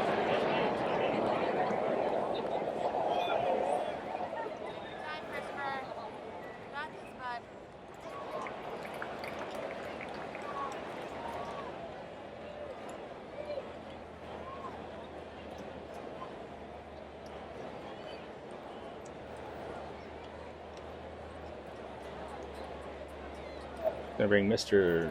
Leverage Jr., number 11, up to the plate. Swing on and miss. Swung on and miss, rather. Get it right eventually, I promise.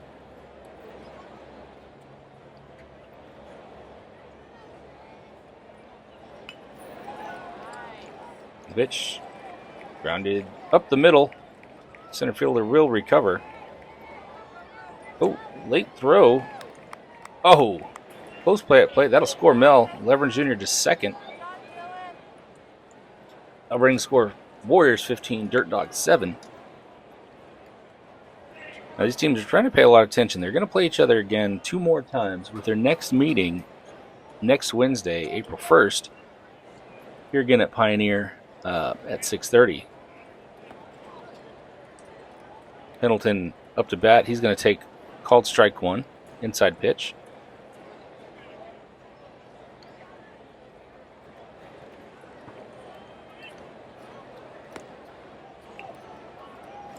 Outside for ball 1.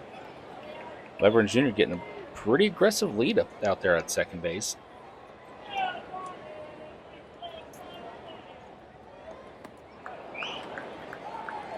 Down the middle for strike 2.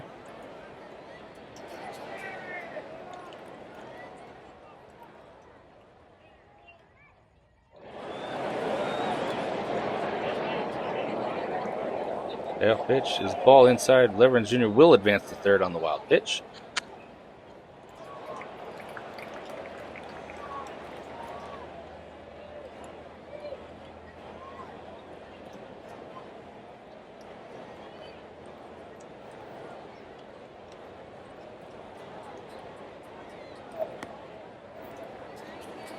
Outside for ball 3.